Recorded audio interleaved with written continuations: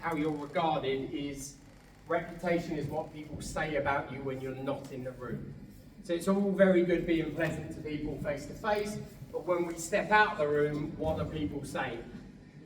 Chris is a relatively new member to BNI. She joined since we have been funding charity places since the beginning of July. Every single time that I mention her name or someone else mentions her name around me, there is just a wall of positivity that comes back about Chris. Her passion, her belief in her mission, and how when she walks through the door, she lifts a room. And when you see the subject that she talks about, to have that kind of energy and that kind of dedication, it's 100% right that Chris is our very first member to speak in our Best of the Best series. So, she claims she's nervous, I don't believe it, but can we have a massive green love welcome?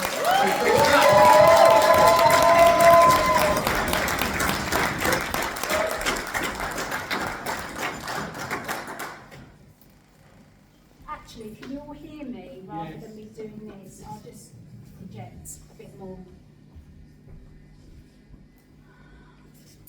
So, hopefully, there I am. Hi.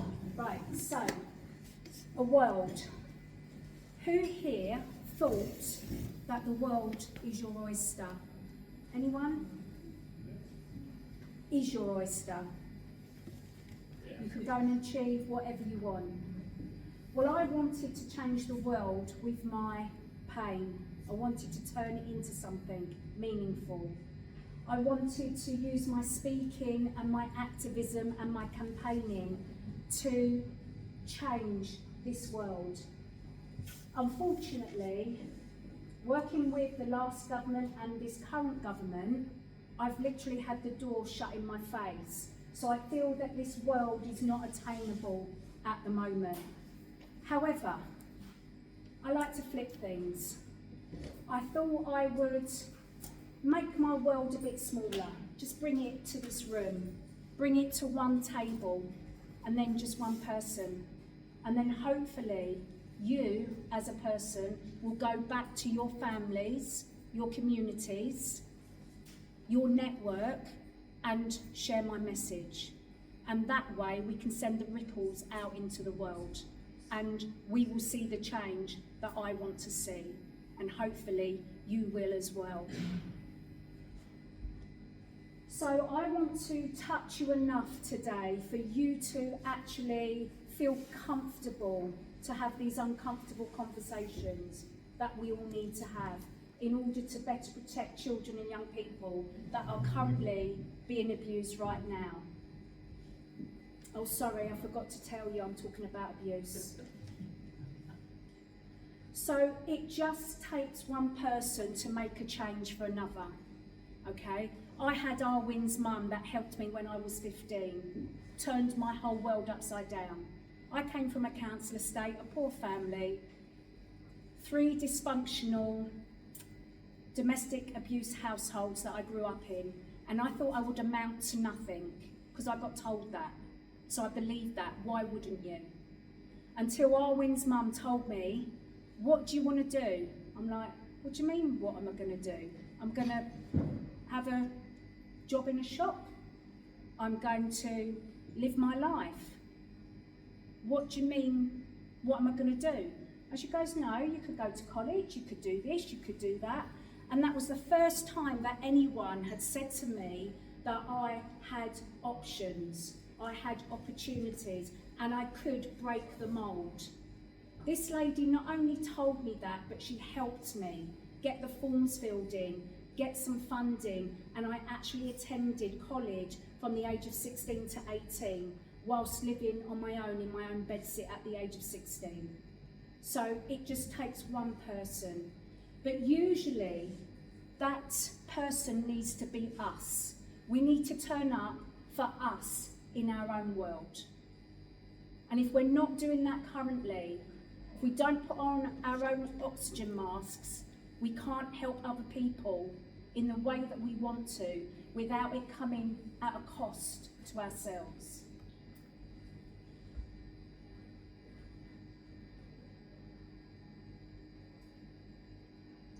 So, who here has heard about Maslow's hierarchy of needs? Probably everybody, okay?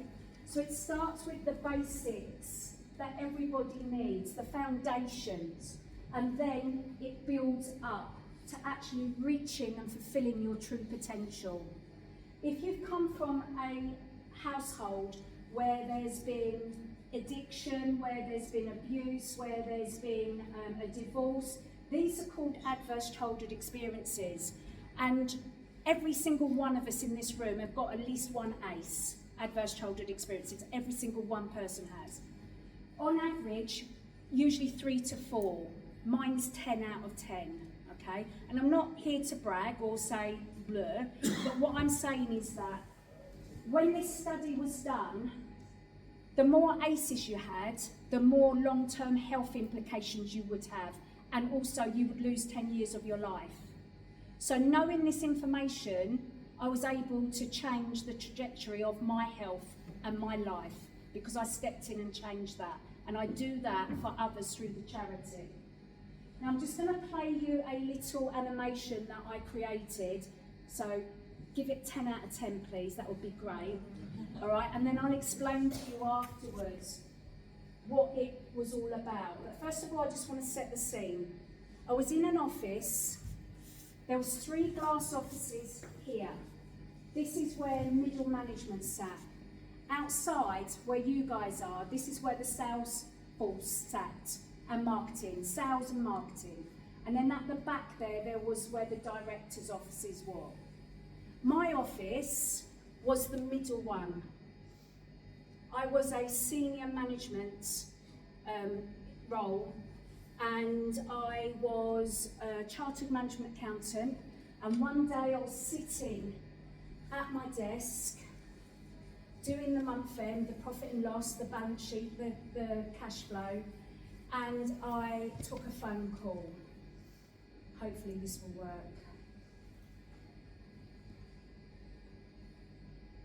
Is it going to work?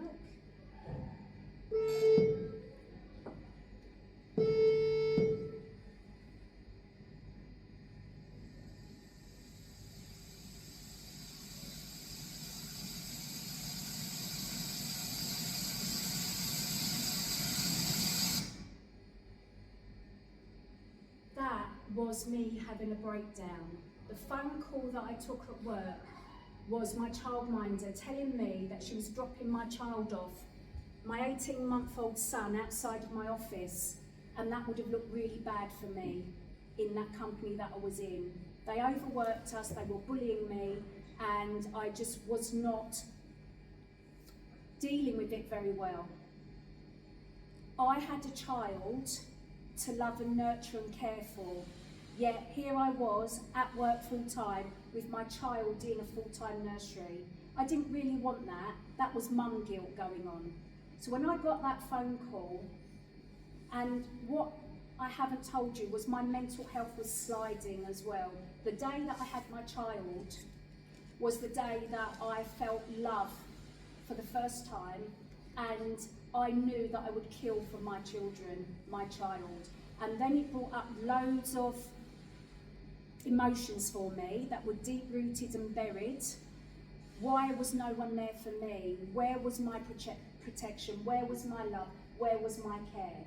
So that 18 months to 2 years led to this point at work where I had a breakdown in front of the whole sales force.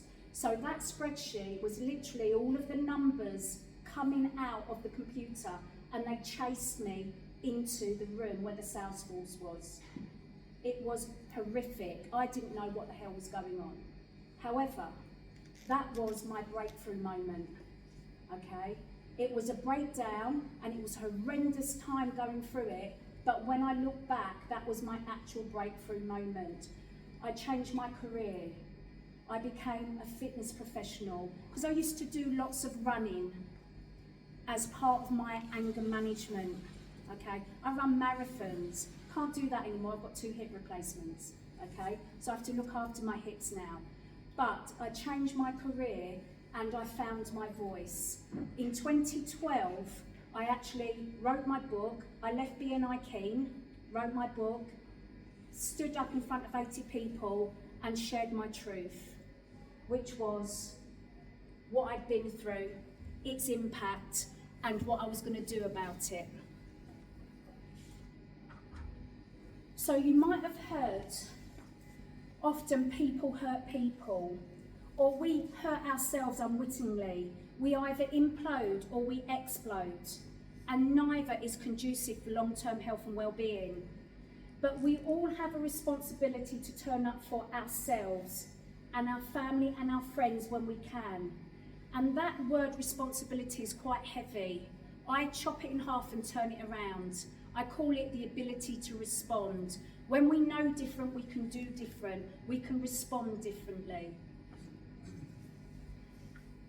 And there's another saying that you might have heard, your health is your wealth. And I know that to my own cost of having that breakdown at work in front of everybody.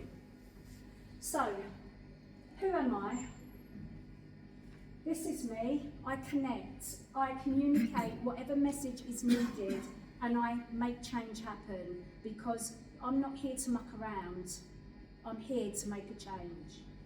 Sorry, I don't mean to scare anybody. Yeah? But I'm 55 now. Time's running out. I'm here to make a change. I'm the founder of Survivors of Abuse, which exists to empower survivors of childhood abuse and address institutional failings. And this is systemic failings. I reported to my school, social services, and the police at the age of 9, at the age of 15, and then at the age of 45. I still didn't get my justice. I went through the criminal court system for 5 years, and I still didn't get my justice.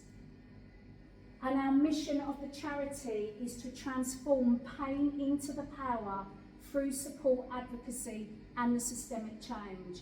And what does this actually mean? This means that we have those uncomfortable conversations and we make them comfortable. This means we hear children and we protect them. We don't dismiss what they've got to say, no matter what. Just in case you don't think that this is an epidemic, these are some facts and figures for you. The Centre of Child Sexual Abuse Expertise, 500,000 children every single year will be sexually abused. And this is fact. Only 1 in 8 children are known to the authorities.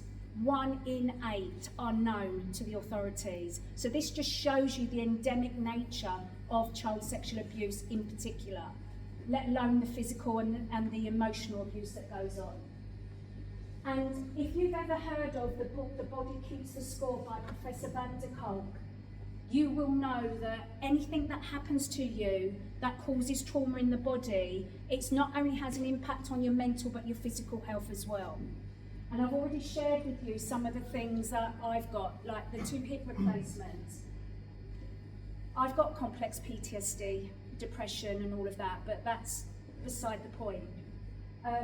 And it's linked to those chronic health conditions later on in life, and it's also linked to a shorter lifespan. If you don't know about it and if you don't make a change, hence why the charity exists, because we try and be that earlier intervention so that people can have a fulfilling life, a healthy life, a peaceful life, one free from trauma. So there's my personal story. Abuse in all its forms, went through the justice system. I've been bulimic, I've got complex PTSD, depression, I was an overworker, an over-exerciser, and over. So now I'm trying to find balance, okay? And it's hard. And I'm not just one person, and abuse is not over there. It's in many of our families. It's in many of our communities. And it happens in every single institution, every single school, okay? We can't get away from it. We might want to, but we can't. So you might recognise the back of my head here. Holding James cleverly to account.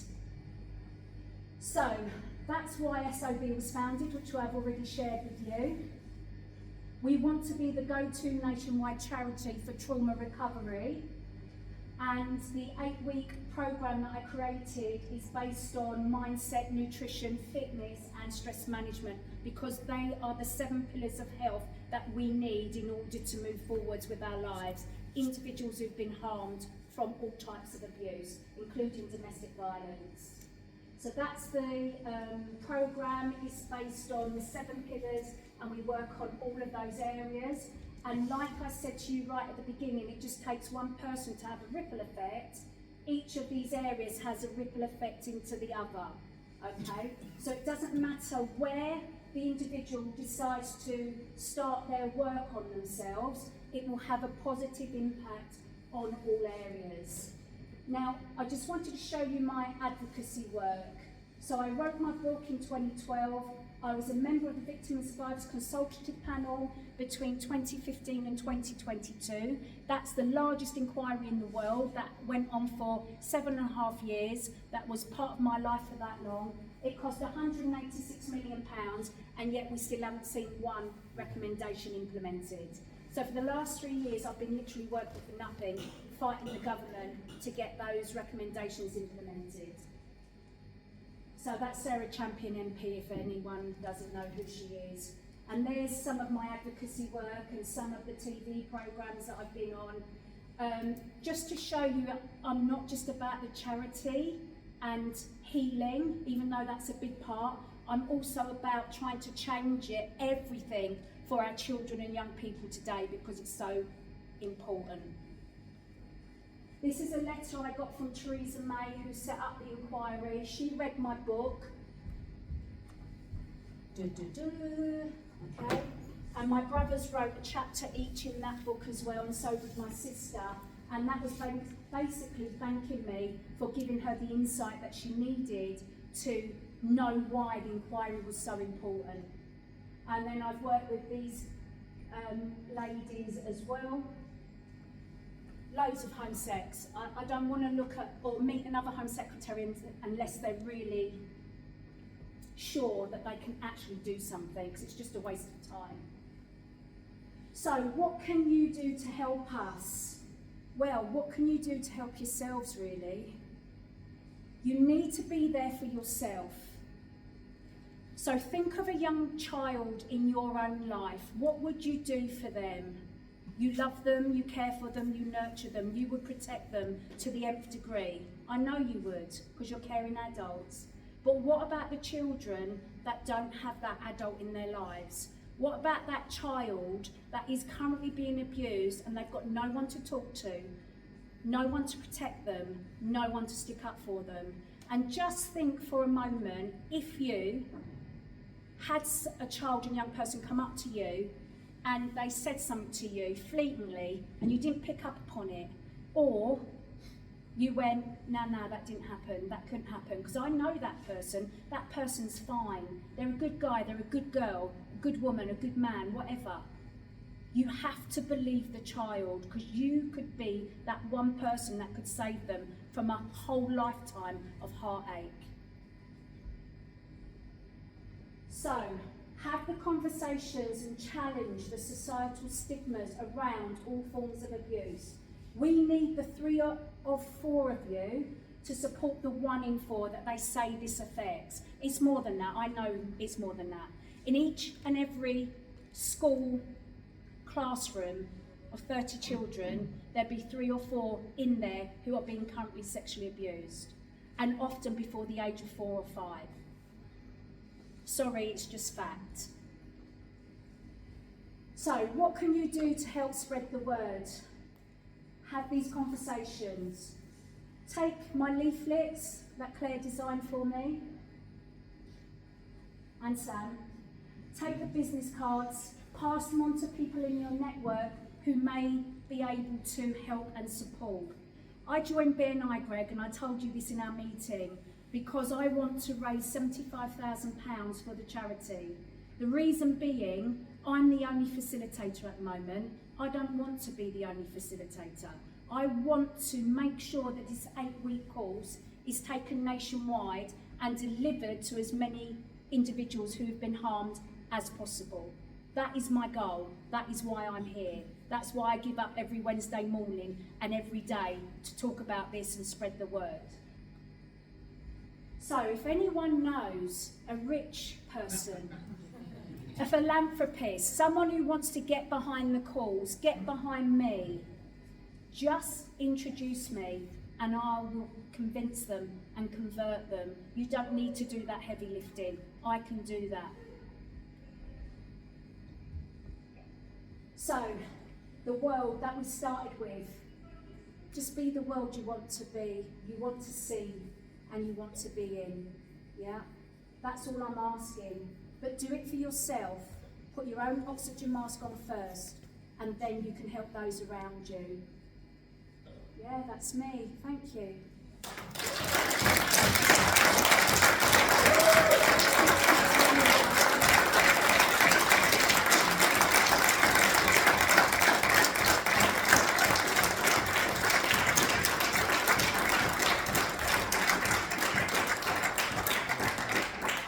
And if anyone wants to read the report from IICSA, it's here for you. Yeah?